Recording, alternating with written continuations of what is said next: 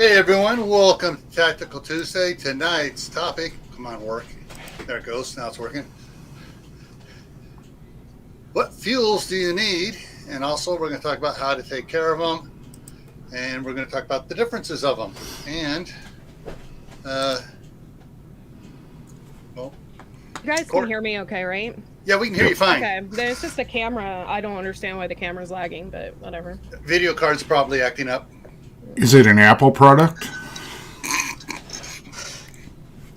I'm just gonna be quiet, Bruce. I did not say that. This is not the late chat. We don't take shots at each other yet.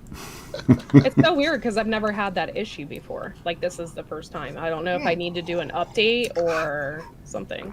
I don't know. We'll see. Yeah. Okay, everyone. Well, let's go back and see who's all here. Go to comments and take it to the top. All right, so first one in was Walt Rogers, followed by Uncle Al, Diebol Fraud 79, followed by CR, Creative Redundancy from north of the border. And Super Scout then came in, Adventures of Dez. Was that Det or is it D's? I think it's D's because it's two E's. Adventures of D's. Lewis Mastromato. All right, I hope I'm saying that right. They're talking back and forth. Courtney's in there talking with them. And Kaylin Strain came in. Brenda Duncan 1900 Homestead came in. Everyone's talking. Suburban Hillbilly is here. Emma 3010 is here. And King Poopah is here. The Crazy Pepper Lover. Gardner Josh is here. Okay, and everyone's talking back and forth. Good, I got caught up. All right.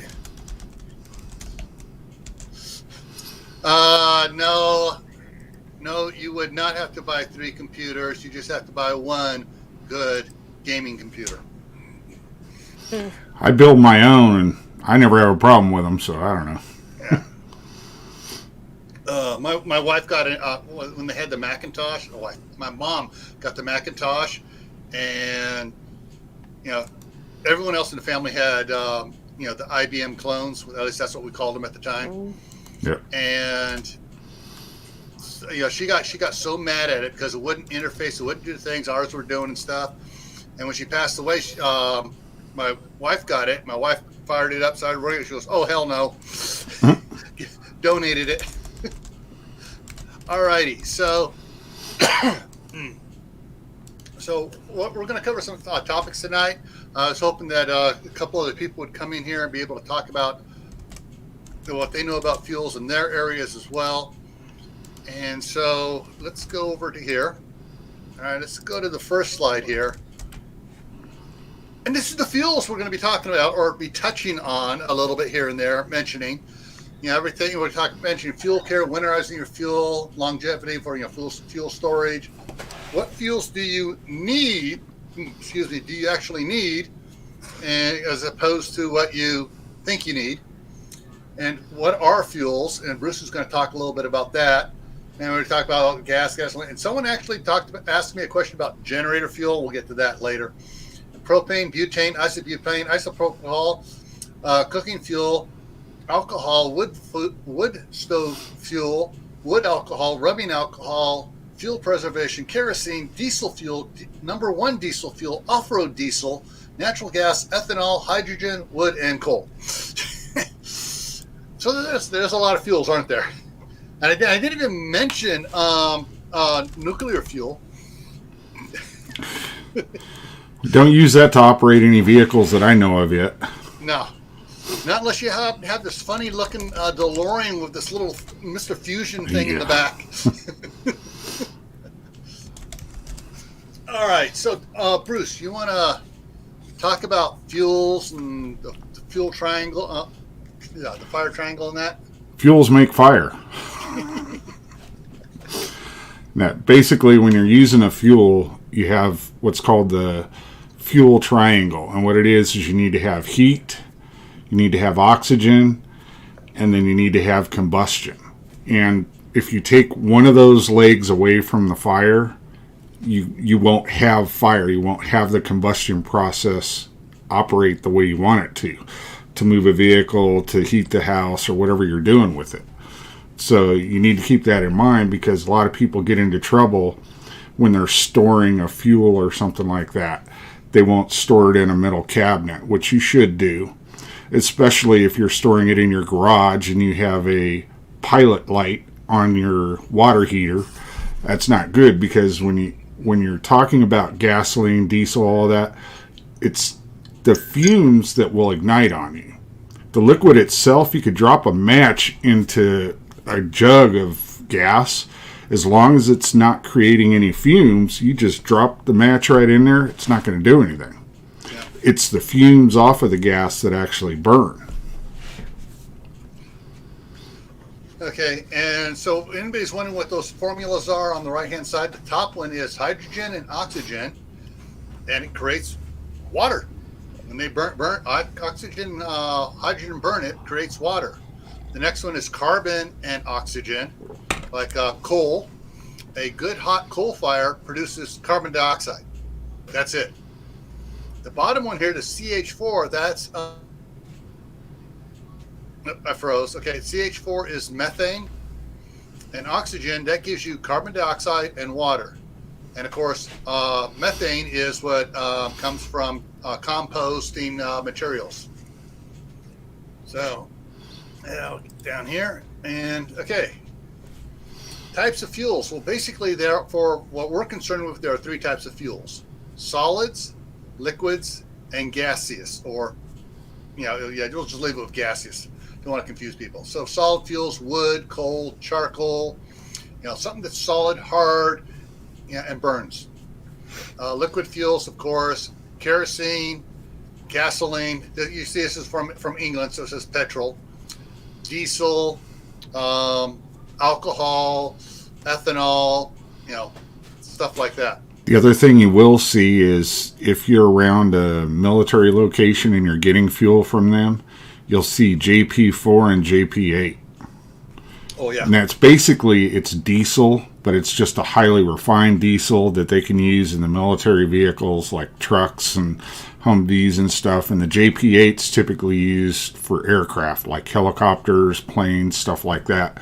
It will work in a vehicle, but it's just a lot higher octane and stuff, so you'll end up burning stuff out, but you can use it. Yeah.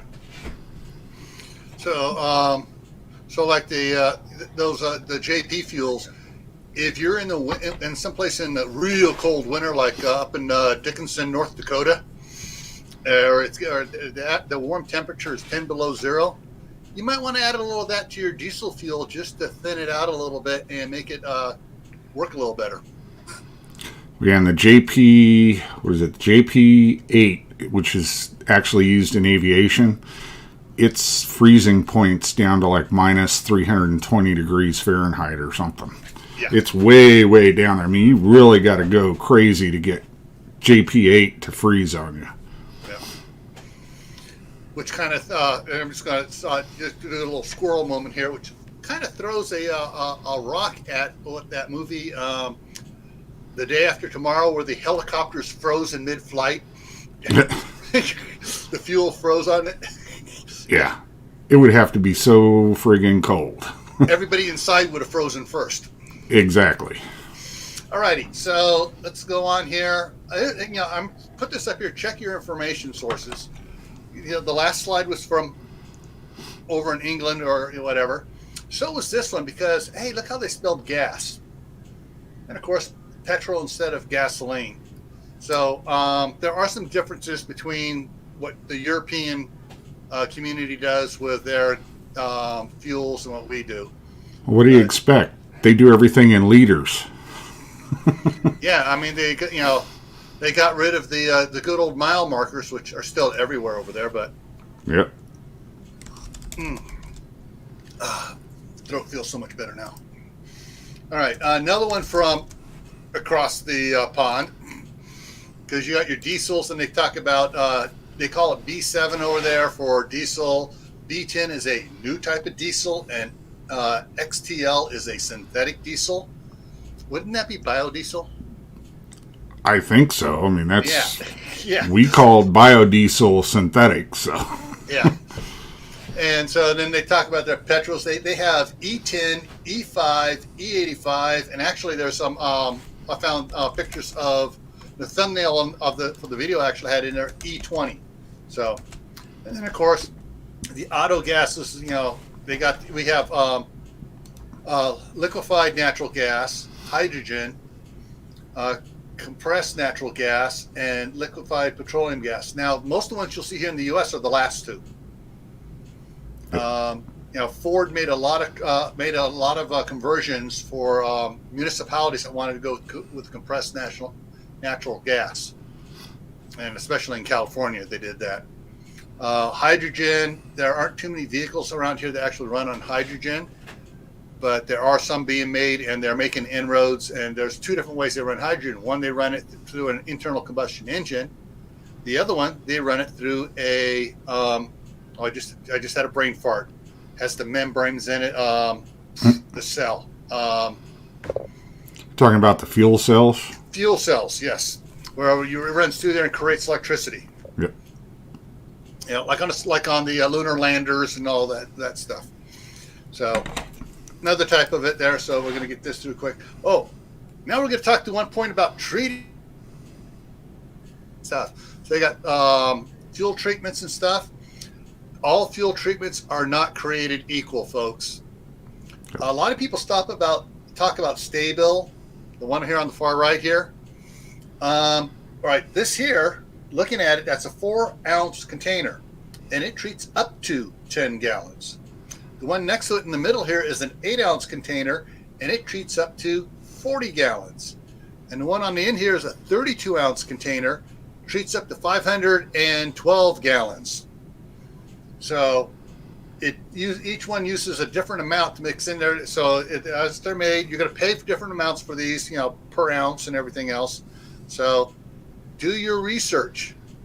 I'm not going to tell you which one's better than the other, because as of yet, I've yet to have to use anything for long-term fuel storage here. I don't have a boat. I don't have an RV. I've parked for a long time. So I haven't had to use this yet.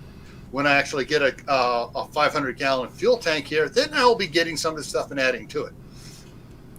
Well, we always used at the fire department was the Stay-Bill. We'd put it in for any of the gas-operated things we had on the engine for like working accident scenes or fire scenes. We had gas-operated generators that we could pop out lights so we could actually get light on stuff, because typically it happens at night, of course.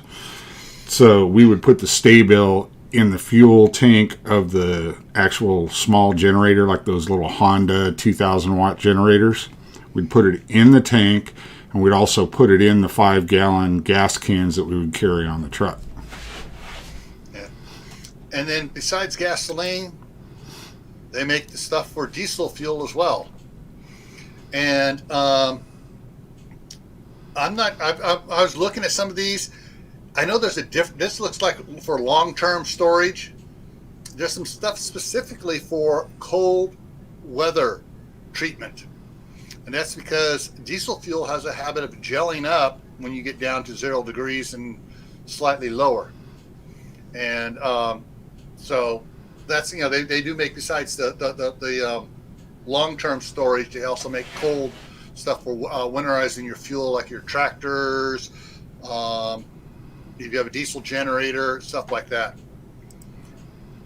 And then, of course, if you happen to have one of the newer diesel trucks or farm equipment that take the blue blue DEF, the diesel exhaust fluid, which is to help reduce the nitrous oxide content coming out the tailpipe. There's different ones. And what's interesting here, I noticed, this is funny, the two blue DEF ones here, the one in the upper left, doesn't say where it's made at, but the one here by Peak, the one that makes the antifreeze, it says made in the USA, but you can tell it's almost they're probably made by the same company and just set off to in packaging because Peak's paying for them to make it. I think that's the last slide I have. Yeah, so let's drop over here. I'm just going to take that down in case I want to go searching for stuff. The interesting thing, I want to jump back here on the diesel. Talk about diesel for a minute. All right, there you are. If you go up to the pumps at like Costco, Sam's Club, wherever, and the diesel there, that is number 2 diesel. Auto diesel is what they typically have on the sign. Yeah, but it's all number 2. Comes out of the same tank. If you go to a truck stop there, like Pilot or Flying J, whatever, and they have the trucks on the one side and the autos on. It's the same diesel tank. So it's number 2. Now I mentioned number 1 diesel.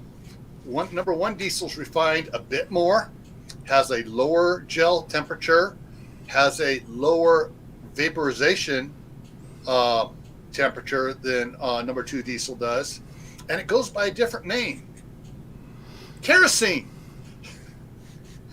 And diesel is a byproduct of refining the oil to make gasoline. And just as a point, kerosene is not the same as coke oil. Someone tried to tell me they're a little bit different. They're all both the byproducts of refining petroleum, but there's different levels of what's coming out there. It's hard to find. Looking for places that sell straight gasoline. Oh, okay. I'm going to throw that up here. So, yeah. All right, there. And I know my wife complains about what the ethanols, the E85 and stuff does to her Pontiac. So it's like, I've been told I cannot fuel with certain things. I got to use the high grade premium in it. And if it has ethanol on it, she'll go to a different gas station. All right. So things that take gasoline you need. Well, look behind me. You look behind us up here. Hey, we have our. Let's see if I can get my hands going right. Propane over here. Our charcoal briquettes here. Our gasoline down here, and other treatments and fluids down here. And you got white gas up there. So, of what's in this shed here, there are 2 cooking fuels: the propane and the white gas. And before you think, white gas is not gasoline. It's something refined a bit differently. And someone got that? Yeah. Okay. Okay. If we get a second one in there, let me know, and I'll just go ahead and click the button and make it so you have to be a subscriber for 5 minutes before you can say anything. And so white gas is the old style Coleman multi-fuel camp stoves and lanterns and stuff. That stuff, as far as I know, doesn't need a long-term fuel stabilizer for it. Nope. Because I have a 5-gallon can out here that works, that I tested off of, and it's probably 15 years old. It was given to me by someone. So I've had this for about 10 years. I'm not sure it's any good, and that was 5 years ago. So, and so yeah, those are the two main cooking ones. Yeah, and alcohol is saying charcoal, but charcoal is a open pit barbecue fuel. These other two go into something to cook with. I mean, basically goes into a stove unit and goes through pressure valves and everything else. And the white gas gets put into the fuel tank, gets pumped up, pressurized, and cooked that way. And Jenny's here. Hey, Jenny. Gunslinger Outdoors is in the house. Yeah, Gunslinger says ethanol is all over the place in Wisconsin. And Abby's in the house. Beautiful Harvest Abby. And did I miss anybody else sliding in here? No. All right. Well, shift in engineering's here. So, fuels. Let's see. What fuels? Alcohol. A lot of the prepper channels put out there. This is how you make an alcohol stove. Well, that might be a good thing to have, a good thing to know. But I don't know about you, Bruce, but I'm going to stock up on everything else so I don't have to use an alcohol stove. Yep. I have some alcohol stoves I got from the Boy Scouts wanted to have some, and we got some, and we tested them out. And after they tried using them a couple times, their enthusiasm for an alcohol stove suddenly dissipated. Sort of like the vapors of the alcohol just kind of dissipated. And there is another stove you can use also, and it's a Coleman. It's called a dual fuel stove, and you can use regular car gasoline in there, and you can use regular car gasoline, white gas, and kerosene. Yeah, kerosene was the other one. I was trying to remember the third one. They call it dual fuel, but you can use kerosene as well. Yeah, that's why if you look at them, from the fuel tank, it has a rod that goes out, and that rod goes across the burner. So the rod goes across the burner and into the system. So the burner will heat it up and turn it into vapor. But it takes, when you first start it, you got to give it a few minutes to heat up that tube and heat the fuel up to get it to burn properly. Usually, like when my dad had one of those, he would pour a little rubbing alcohol in the little burner tray and get that going first, and then turn it on to once the tube was hot, and so it wouldn't freeze like I just did. Turn it on, and it would vaporize and stuff. Jenny said, I just fell a few feet. Oh, ouch! Not good, Jenny. Had quite a shinner and small goose egg. Ooh. We'll keep him in our prayers, Jenny. All right. All right. So we got alcohol. I'm going to bring this up on another page here, so I have notes here, so I can look back at my notes. Okay. If you're storing fuel for a long time, you want to try to keep it cool, because a shed like this, or out in the sun like the ones around us here, from the pictures on it, those the gas and diesel cans, when the sun hits them or hits everything, the heat transfers to it, and all of a sudden they start expanding because they start vaporizing. And if you have it, these new modern gas cans up here with the sealed lid and everything else, it won't vent off, and they'll expand and deform. And I actually had one stretch out where it takes like a half a gallon more now. And it's like, okay, never going to do that. I'm just going to leave when I put them into storage. Like I left it outside is what I did by mistake, like an idiot. So when I store it in the shade, I make sure the cap is just an eighth of a turn loose so it can vent. It also means when it cools down, it can suck air back into it and won't the can. Let's see here. We talked about winterizing fuel.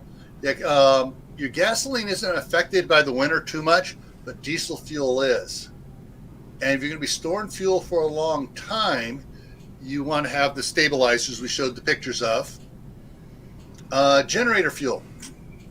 This was a question that a novice asked, and to us it may seem a little ridiculous, but to a novice person, they were totally serious. Someone had mentioned to them that you got to have special fuel for your generator. Well, I was asking the person, all right, well, what type fuel to take? Gasoline, diesel, propane, natural gas, and they said it was a gas. They think it's gasoline because it talks about not to use E85 and stuff. I say, okay, so it's a gasoline engine. Just to make sure you're not using the E85 fuel in it, because that can screw up those motors that are not made to run that hot of fuel. And otherwise than that, it's any normal gasoline, high octane, low octane, that'll run on it. And so that's just one of the things. But if you're not running the generator often, like hey, you need to fire it up at least once a month for a couple minutes, just to make sure the lube stays all over the place in it and everything else is flowing right. If you let it sit for a year or two, the gasoline can actually, what it does, it turns into lacquer. And so that's where lacquer comes from, is processing the gasoline a little bit differently, and you get the lacquer for it. And that'll gum up your carburetor, your filters, your fuel lines. It's a pain to get out. A lot of times people just have to replace the whole carburetor and just get a new carburetor put on there and go for it that way. So generator fuel is whatever the manufacturer says it takes. It's nothing super special other than generally not being E85. The other thing is make sure you look at your generator, because a lot of them nowadays are dual fuel. They'll take propane and gasoline, but what you have to realize, if you use propane, you get, like 15 or 20% less power production out of the motor if it's on propane than if it's on gasoline. Yeah, it's actually, here, let me pull this up here. Tri-fuel, because the tri-fuel one here will give me all three of them here. Generator, image, and come on, where is it? Does this one show it on it? Yeah, this one shows it. Let me go do this here. Save images. Yeah, and that's going to be TO. Okay, so I can find it. All right, so here we go. Let me enlarge this here so you can see it here. All right, so on gasoline, at starting watts, 7,500 continuous watts. On liquid propane gas, or your propane tanks, 8,450 watts surge watts, and only 6,750 continuous running watts. And for natural gas is 6,900 surge watts versus 5,500 continuous running watts, because it just doesn't have the fuels don't produce the power to overcome the drag on the generator. It's called energy density. Yeah. And that's why we use it for cars. Mm-hmm. So there's that. And go back here. Don't look at my notes. Don't look at my notes. Oh, wait. I already showed them to them already in the beginning. Propane we've talked about. There's also butane for stoves. Generally, those are for backpacking stoves and high-altitude camping stoves, because it burns a little bit hotter. And they will burn at very low temperatures too, and you don't have to worry about them freezing up. Yeah. And then there's also the isobutene ones, which are for the even higher altitudes and colder temperatures. And so these would probably, on these fuels, if you're storing these fuels, there's not much you really have to worry about. You've got the canisters, you keep them, in their box or whatever you brought them in, or if you bought them loose, you just get a container to stack them all in and keep them. Gases do not go bad. Those propane, butane, isopropane, isopropanol, all those will last indefinitely, so long as the container doesn't leak. And you don't throw it in a fire or something. Yeah, when you're done, you don't toss the empty container in the fire to see what happens. Bloody fires are not fun. Yeah. Especially if it's a campfire and everybody's around it, and all of a sudden you got all these coals flying out over everybody. That gets a few people ticked off. Alcohol. We talked about alcohol, but the thing about alcohol, another thing I don't like about it, using it for either an alcohol stove or any other type of burning situation, it burns almost clear. You can't hardly see it. And so when it's burning properly, when it has a proper oxygen mix and everything, there's nothing to it. There's no yellow flame, no blue flame. It's a clear flame. That's actually, we had to train on that as firefighters because there were companies that were working on the natural gas lines that they were putting in Pennsylvania that actually use that in their vehicles, and it's the higher grade alcohol mixed fuel or whatever, just like they use in like racing cars and stuff like that, like the Indy ones. And what you have to do is when you're walking up to a vehicle, you have to look at it and you have to see if you see a shimmer, which is the heat coming off of the flame. You can't see the flame, but you look for the shimmer of heat that's going up, and it will actually create like a little mirage type effect above where the fire is, so that you know where to put the chemical extinguisher on it. Because you don't want to spray it with water, because then you spray it everywhere. Yeah, and you don't go walking over into it, and Yep. all of a sudden your pants and shoes will start smoking. All right, what else we got here? All right, some more common, easy fuels to deal with that are more along the lines of the charcoal briquettes. Wood. Wood is one of those fuels. Also, so long as it's kept dry, and you keep termites out of it, it'll last forever. And wood for wood burning stoves. Just about any type of wood that has not been chemically treated, you can burn in a wood burning stove. You can cook on. You don't want to cook on plywoods. You don't want to cook on OSB oriented strand boards. You don't want to cook on particle board. Breaking those up and burning those because they have the glues and the adhesives and all the other funny chemicals in there as well. Because plywoods there for quite a while had formaldehyde in them. So just regular wood and stuff you can use. You can store it dry. It'll last forever so long as you don't get termites in there. Pellets, same way. The pellets that are formed for pellet stoves, they're not glued together. They're just compressed, and you can they don't want me giving away the secret. You can take those and you can actually break them apart. And if you drop them in water, they'll start swelling up and they'll break apart into sawdust or small, chips and stuff. So, wood is another ones that lasts practically forever.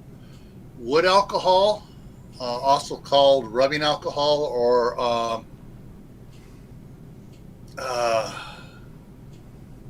I say I can't pronounce the word. Think of the word to say it right now.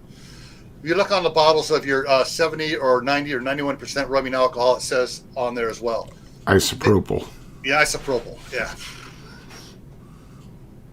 So that's an alcohol you do not want to drink, folks.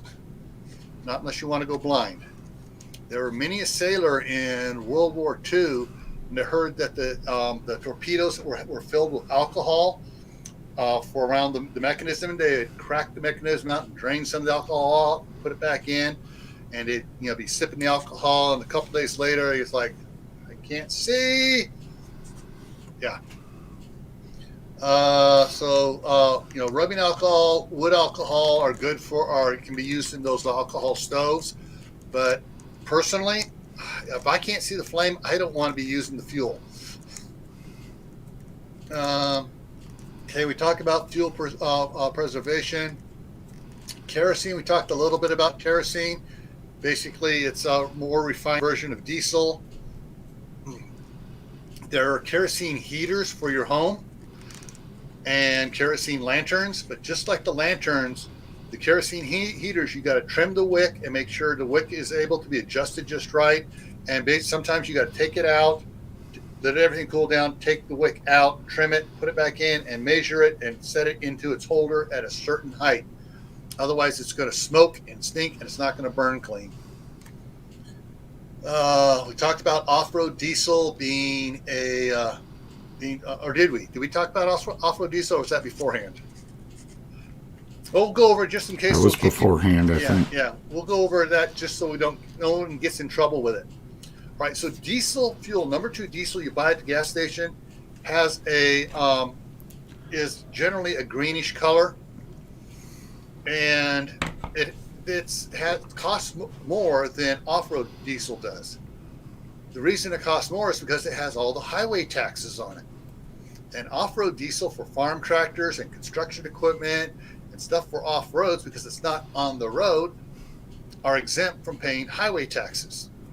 So if you have a farm tractor and you get the off-road diesel delivered to your tank for your, you generally, most farmers have a 500-gallon tank or whatever for their farm equipment, do not fill your diesel truck up out of it, because that fuel is red, and it's a big friggin' fine if you get caught with red fuel in your on-road diesel truck.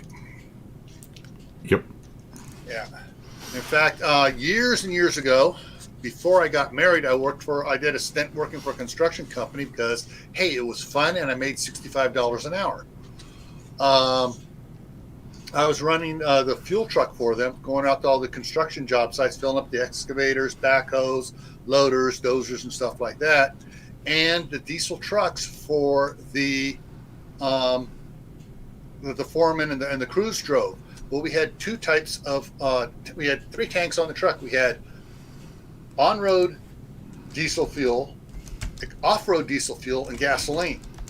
Well, we'd have to make sure we filled the diesel trucks up with the on-road fuel, and they had tanks in the back. They had a 100-gallon tank behind the cab in the bed with the toolbox there. That would they fill up with the off-road diesel, so they could, if there was something going on and they were running late at night and we weren't able to get back out there right away, they could, top off the equipment they're using and keep it going. Howie's in the house, and he says marine gas is much cheaper than road gas. And so out on the job sites and stuff, we had one foreman who every time we'd come on site, me or the other fuel truck driver, he'd always be busy and go buzzing off somewhere he didn't want us near his truck for some reason. And once a week, he'd come into the yard and fill up his truck, and he'd fill the gas tank up with the road and the tank in the back with the off-road. And we're kind of wondering, like, all right, he's running all week long. How's he getting, is he going to the gas station or something to get gas for his truck? Turns out he was using the off-road diesel to fill his truck. And one night after job, he realized he needed to fill up. So he just pulled over off the side road there, and was filling it from the back as the highway patrol drove by. California Highway Patrol hates people screwing with diesel gas. And so he got a big old ticket there. And when we found out about it, that the company, the owner of the company, fired him on the spot because he knew what was coming. They fired him, took his truck, pulled the fuel tank out of it, pulled a couple of mechanics off of important jobs working on equipment, repairing it, pulled the tank, drained the tank, cleaned the tank, reinstalled it.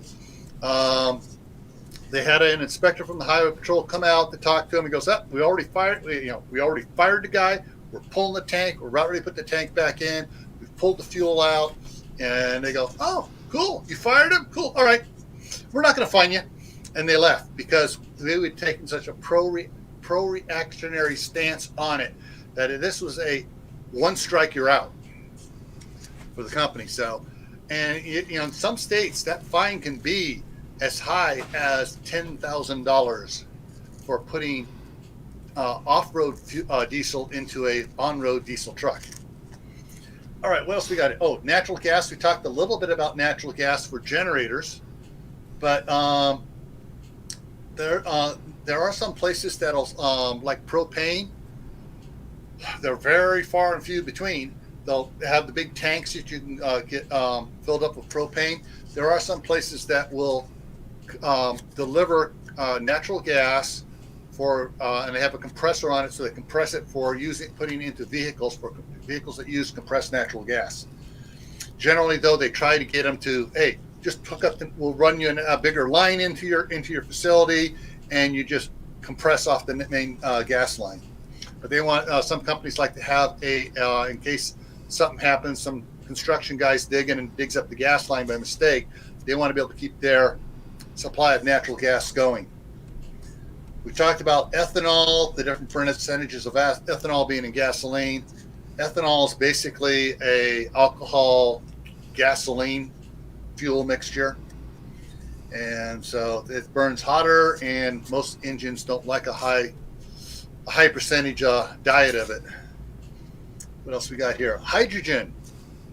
We've talked about hydrogen and fuel cells, and some vehicles running on hydrogen. Interesting point on the hydrogen. For all you preppers out there and homesteaders, there's a guy up in the state of Washington, has a whole mess of solar panels. What he does is he has some iron lithium phosphate batteries, the LiFeFlow batteries, that he uses for a little bit.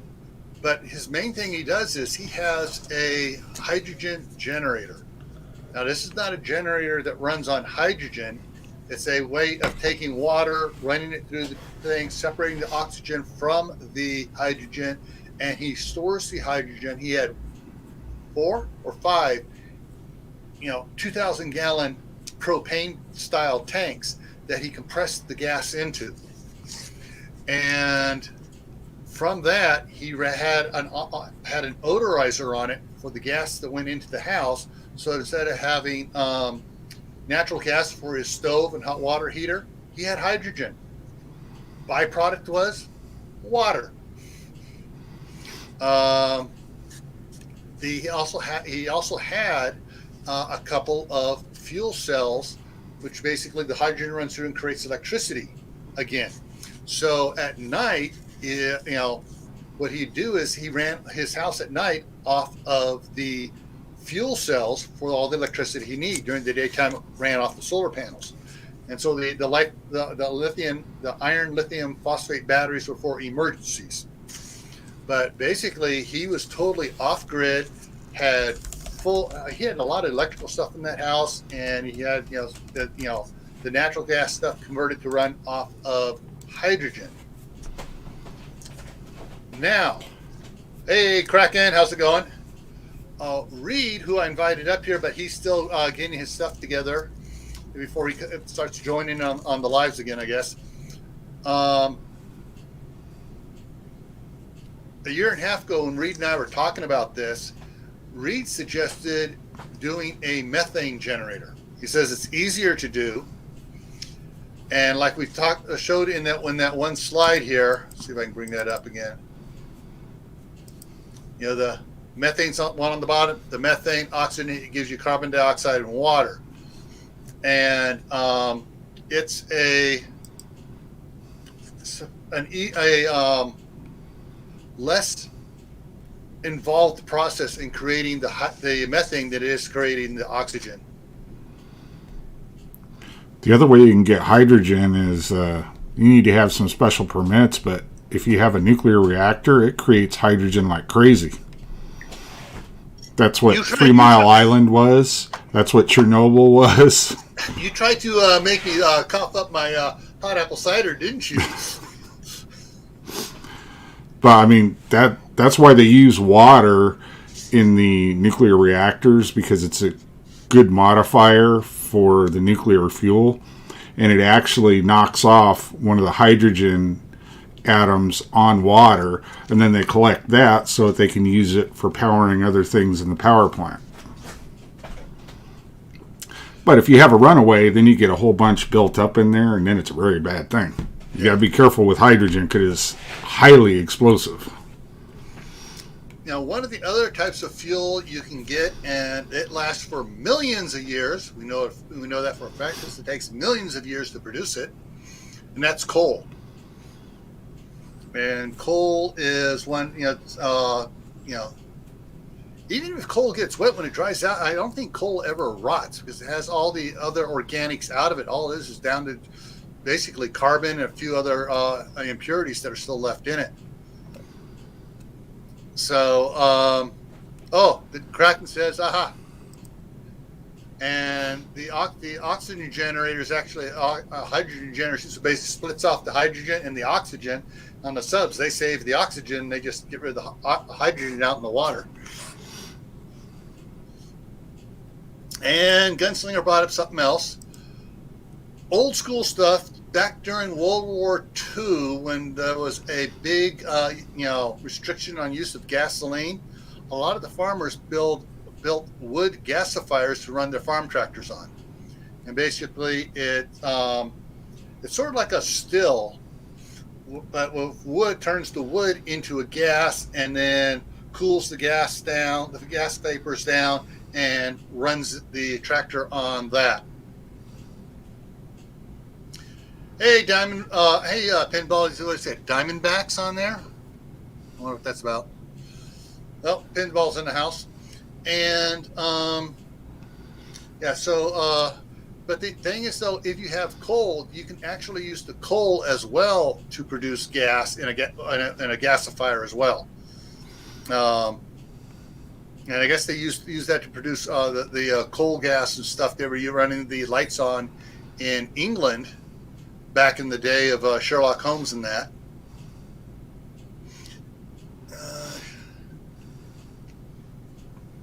Okay, and if you happen to have one of those little steam engines, so there's actually someone's been producing steam engines. I find the link now and then. I forget to save it.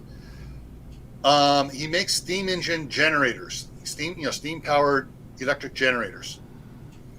And so if you're off grid way back up in the woods, like Scott at Hidden Valley Homestead or Jeremy at Living the Dream Homestead, if you're way back up there, you got tons of wood.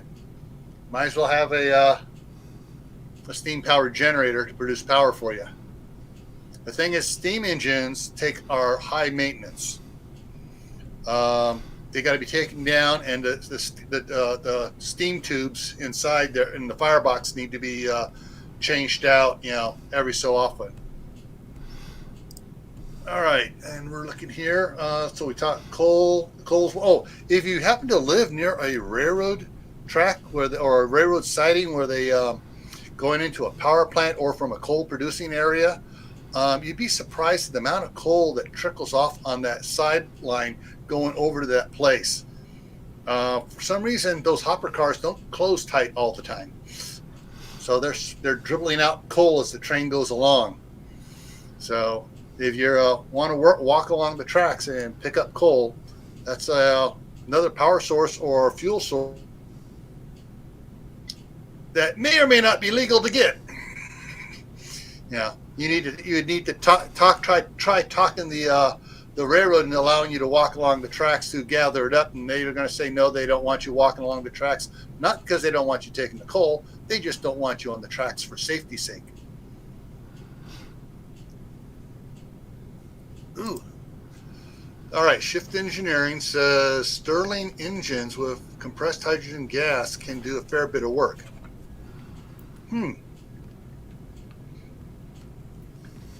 Have to look at Stirling engines. That's an interesting thought. I remember something about Stirlings before, but that might be one of the few things that England's good for. Oh, I see. Black diamonds, coal. Yeah, okay, yeah, gotcha. I'm not thinking Pinball. Oh, 6 miles from a coal reserve. Cool.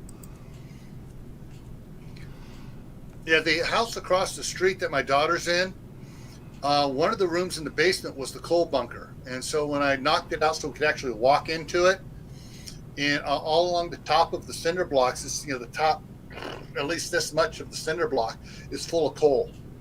So, you take the shop vac up in there one of these days and just start vacuuming coal out, chunks of coal out. Roy's Homestead Bees, hey, how's it going? Great having you in here.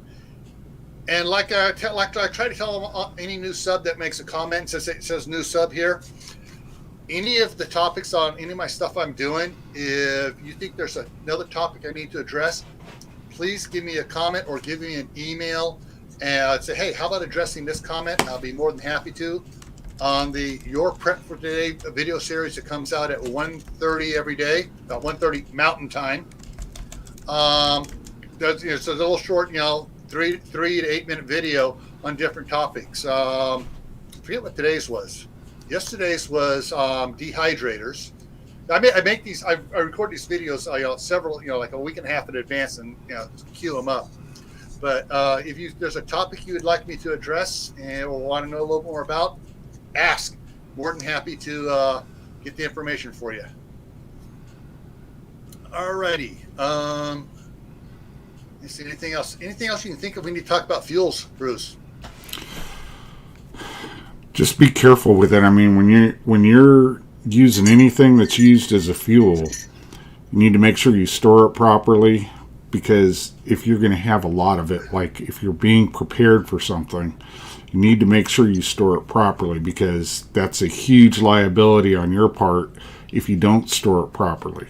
If you have 500 5-gallon tanks in your basement that are full of gasoline, yeah, okay, you got it in a cool, dry area, but do you have a pilot light on your water heater? Is your dryer a gas-operated dryer? Things like that you don't think about initially. If you have, 50 or 100 of the tanks in your basement, that could be an issue. Yeah. And if you have gas cans and you want to keep it in your garage or inside of a outbuilding with other stuff, you may want to get a one of these fire cabinets, vapor cabinets, and put it in to keep the vapors from coming out, and controlling any case if there is a fire. It helps keep those cans from going. There we go. Farm tractor, diesel tank, stored away from every place else.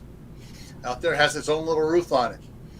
Some of them have an open, like this is like a 3-sided building that they carry. They got their gasoline and they got their diesel fuel in. So there's all sorts of different type tanks. This one they got blocks protecting it, so no one accidentally hits it. There's the combine being fueled up. So farmers aren't the only ones and homesteaders aren't the only ones that can get those tanks. If you're a prepper and you want to have, fuel set up, you can get fuel tanks, set them up, but just remember, the gasoline tanks, store them outside. Even diesel inside will off vent a little bit, but it's generally a more constant temperature inside. So diesel has a higher vaporization point than gasoline does. Propane tanks need to be stored a certain distance from, and they come in all sorts of sizes. And fuel tanks come in all sorts of sizes too, for the farms, homestead, whatever. But yeah, so there's different ways of storing your fuel and keeping it safe. And with that, I think we are okay. We're within a couple minutes for the top of the hour. Bruce, any other last safety things to hit through their heads again? Make it the third time. If you're storing large amounts of propane on your property, make sure that, number one, you have it away from your house, and make sure it's away from any heat ignition of any type. Because a propane tank that heats up, those welds, if one of those welds starts to go, you'll start hearing a loud hissing. That's right before you're going to have a BLEVE event. And BLEVEs are very bad. You don't want that. Because it's basically, if you've seen any of those videos online where they have a fuel air bomb, that's basically what you're creating with heat under a propane tank. Now, it looks like Gil's going to look it up and show you a BLEVE. Boom. And that's what happens to the little tank afterwards.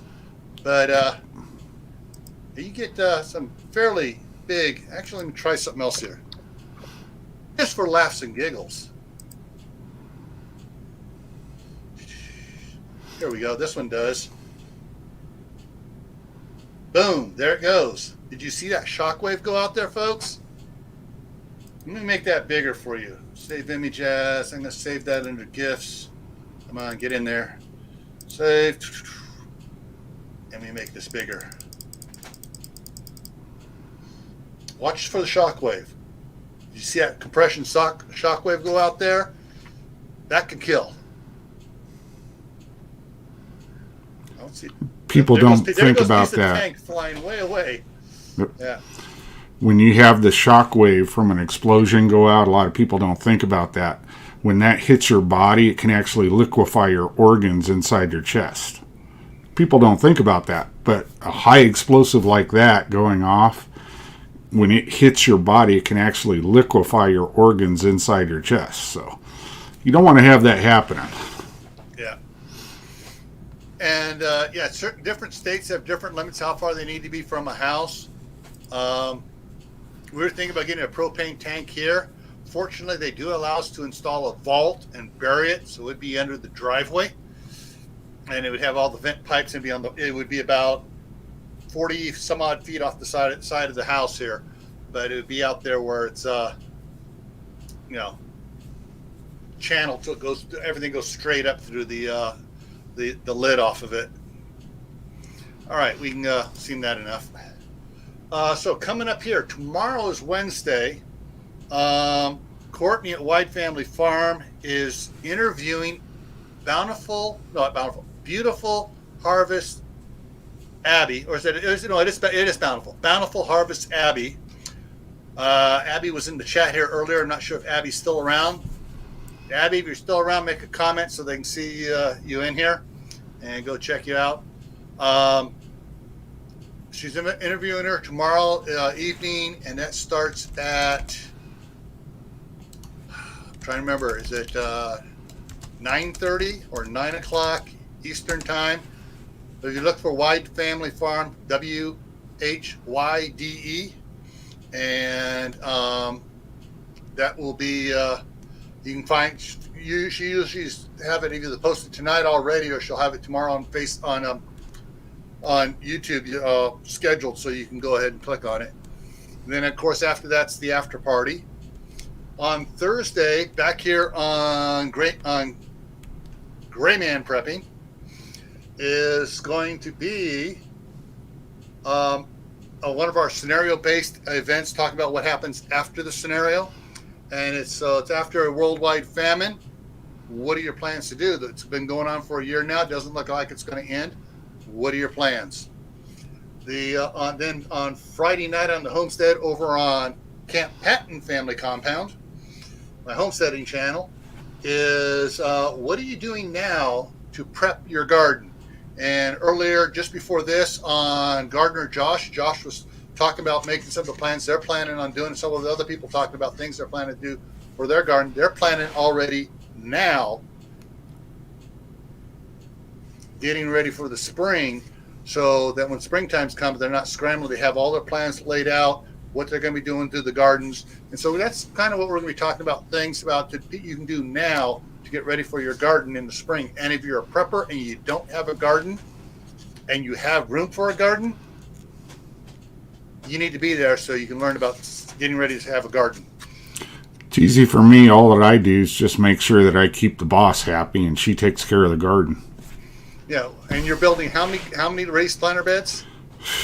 We'll see how many thousands of seeds she's planting. Hey, that's all that food you don't have to go to the grocery store for. You don't have any. It's all that food that doesn't have chemicals sprayed on it or other things done to it. Yeah, but it may cost a few $1,000s in wood, depending on the price of wood at that time. So, yeah, or if you can find some IBC totes.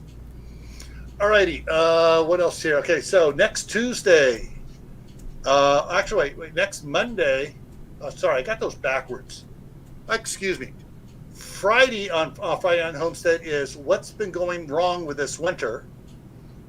Monday on the Monday night fireside chat on the Camp Patton Family Compound is what you're doing now to prep your garden. Next Tuesday here is how much electricity do you really need? And so we're going to be talking about that. And hopefully I'll have Reed up here. Reed is totally off grid. He's a computer engineer, electrical engineer, and he's gone totally off grid with his house down there in New Mexico. And hopefully get Reed up here to provide information and ways to do it. And we'll be covering some good stuff there next Tuesday. So with that, everyone, stay happy.